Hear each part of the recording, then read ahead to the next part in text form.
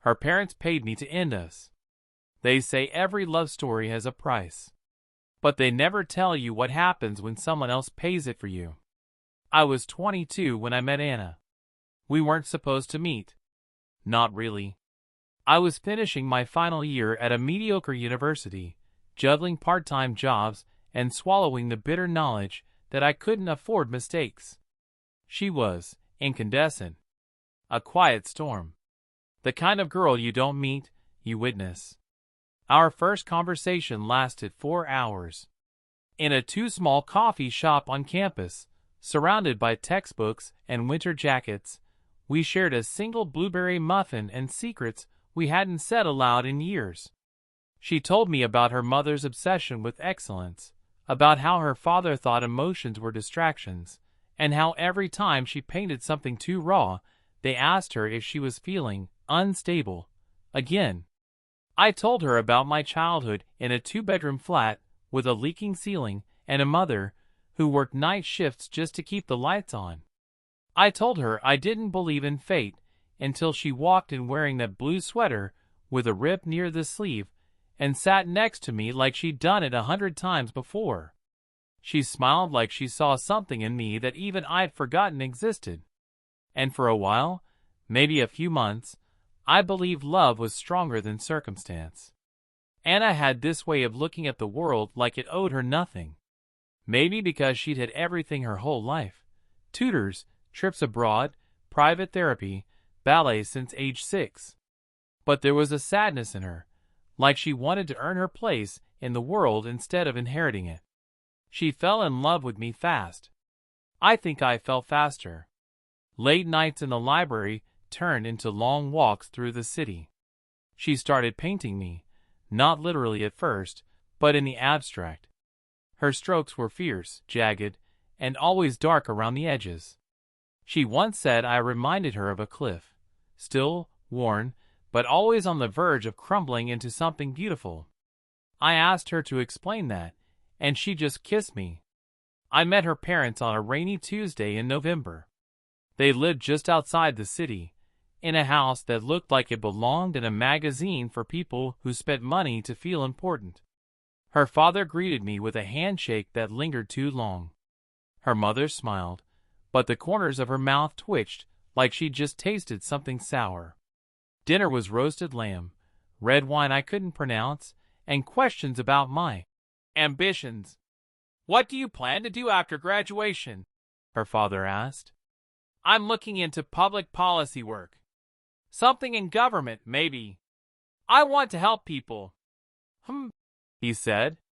"Noble, but not very stable," her mother chimed in. "Anna's always talked about moving abroad. You're not really tied to any country, are you?" I forced a smile. "I'm tied to wherever she is." They didn't smile back.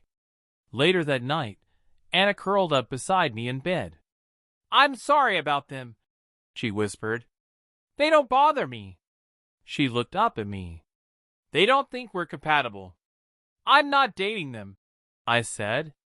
She laughed, quietly, but her hand clutched mine like she was scared I'd disappear. "They think you'll hold me back," she whispered. I pulled her closer. "They're wrong." I said it like a promise. But even then, something inside me trembled. Weeks passed. Everything seemed fine. But something had changed. A shift so slight, I could only feel it in silence. Anna became distracted. Distant. Not cold, but guarded. Like she was afraid to speak without measuring her words first. I asked if something was wrong. She always said no. Then, one Friday afternoon, I got a call from a number I didn't recognize. "Leo Bennett?" "Yes. This is the Westmont family office. We're representatives of the Lancaster estate. We'd like to discuss an offer with you." My stomach dropped. "What kind of offer?" "A financial one." I hung up. Anna came over that night, eyes wide, face pale. "You got the call? You knew?" She sat down, nodded. I stood in the kitchen, unable to speak. She wrung her hands. They approached me 2 weeks ago, she said softly. They said if I couldn't see reason, maybe you could. What does that mean? She met my gaze. They offered to pay you to break up with me. Silence. She added, £15,000. They said it's enough to clear your debt and then some. My heart stopped. They tried to buy me? She didn't answer. She didn't have to. That night was a blur. I remember her crying. I remember screaming, not at her, but at the world, at the injustice of being reduced to a number. I remember asking her, over and over, why she didn't stop them. I begged them to let us be, she said. They said they were protecting me, that I couldn't build a future with someone who didn't have one. I laughed hollow. They're not protecting you. They're trying to own you. She cried harder. And then I asked the question I didn't want to ask. Do you agree with them? She hesitated. And in that moment, that single breath of hesitation, my world cracked open. I left that night without saying goodbye. The next morning, my bank account buzzed. LB Family Trust. Plus pound 15,000.00. I stared at the screen. The betrayal wasn't just real. It was itemized. I didn't reply to her texts. Didn't take her calls. I spent the next 3 weeks in my apartment, not sleeping, not eating, just thinking. Could I take the money and run? Could I pretend I never loved her? Could I convince myself that her parents were right, that I was just a phase? And then I asked the hardest question. Had I been a fool to think love could survive a world built on status? A month later, I emailed the family office. I'm returning the money. I don't need it. I loved your daughter. That used to mean something. Then I called Anna. She answered on the first ring. I gave it back. I know. I just wanted you to know, I said. I never loved you for what you had. I know that too. I would have fought for us. She was crying. I should have fought harder, she said. But it was too late. That was the last time we spoke. I moved out of the city a month later. Got a job in a town that didn't know my name. Rented a tiny flat with leaky pipes and too much silence. But it was mine. Every night, I'd sit by the window and write down the things I wanted to forget. Her laugh. Her paintings. The feeling of her hand in mine. None of it worked. People often say that time heals everything. But they forget to mention what happens in the waiting. The slow ache. The conversations you rehearse in your head, but never get to say. The sound of someone's name playing like a ghost melody through an empty room. After I returned the money, I expected closure. I thought I'd feel proud, righteous, even. But instead, I felt hollow. Like I'd buried something beautiful just to prove a point. I didn't tell my friends. Not really. I offered vague explanations when they asked about Anna. Said we grew apart. Said, life happens. Nobody pressed. Because deep down, I think they knew something heavier had taken place. Grief has a sound. A silence, really. A quiet people learn not to touch. My job paid decently. Policy work for a non-profit that tried to fix broken systems with broken budgets. I'd sit in fluorescent-lit meetings, discussing food insecurity while my own appetite had vanished. Some nights I'd stare at my reflection in the microwave door and think, what if I'd taken the money and walked away clean? What if I'd fought harder for her instead of just being noble? What if she loved me enough to cut them off? The questions circled like vultures. 3 months passed. One evening, I saw her name in a gallery listing. Anna Lancaster, Emerging Voices in Abstraction. My throat tightened. She was painting again. She was showing her work. Without me. I didn't go. But I did look it up online. The gallery posted one piece on their website. No title. It was red. all red, layers of deep crimson, overlaid with fragments of what looked like shattered porcelain. Thin black lines, like barbed wire, twisted across the canvas. In the corner, a smear of blue. My color. My sweater. She had painted me. Painted us. And it looked like something on fire. That night, I almost messaged her. I even typed it out. I saw your work. It's powerful. I hope you're okay. But I didn't send it. Because I wasn't sure which part of me wanted to comfort her, and which part just wanted to be missed. 6 months later, I was called in to speak at a youth conference. Policy, resilience, reform, the usual things people wanted me to package into neat, hopeful sentences. Afterward, I walked out into the hallway to breathe. And there she was, Anna, standing beneath a hanging banner, talking to someone in a blazer who looked too impressed with himself. She saw me, and for a moment, the world froze. She excused herself and walked over. Leo, she said. You're here. I nodded. I was speaking. I heard. You were incredible. You look, well. Her hair was shorter. Her eyes were darker. But the smile still did something violent to my chest. I didn't expect to see you here, she said softly. Me neither. Pause. I saw your exhibit, I added. The red piece. It was. I made it the week you left, she said. It felt like bleeding with a brush. I looked down. I wanted to reach out, she continued. 100 times. Why didn't you? I didn't think I had the right. I met her gaze. And for a second, it felt like nothing had changed. But everything had. We sat on a bench outside the venue. No crowd. Just wind and memory. I never spent the money, I said. I know. My mother told me. They think I'm weak, don't they?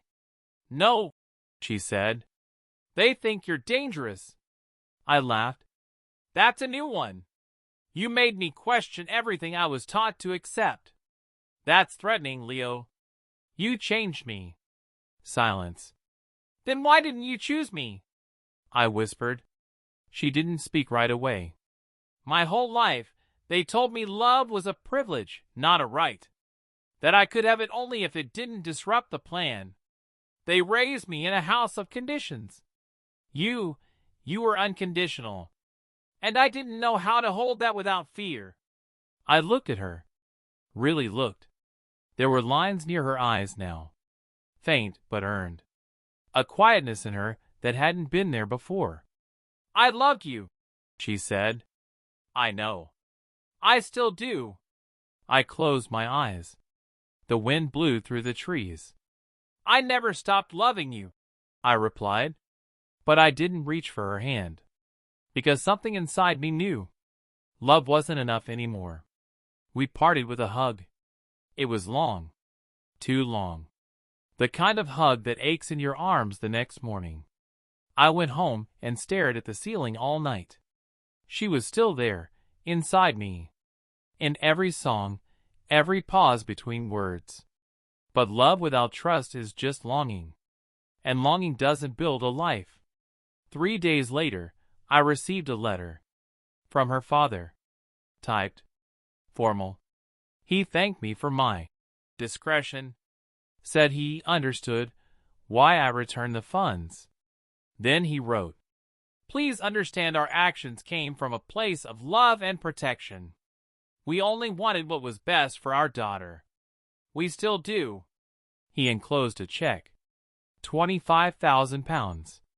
As if doubling the offer somehow cleared the sin. As if money could fix what money had broken. I tore it in half. Twice. Then I sent him a photo of the pieces. It wasn't about pride. It was about reclaiming the part of me they thought they could buy. That weekend, I packed a bag and took a train to the sea. No plan. Just movement. I sat on a bench, watching waves crash like arguments against the shore. A woman sat next to me, sipping coffee. She smiled. I smiled back.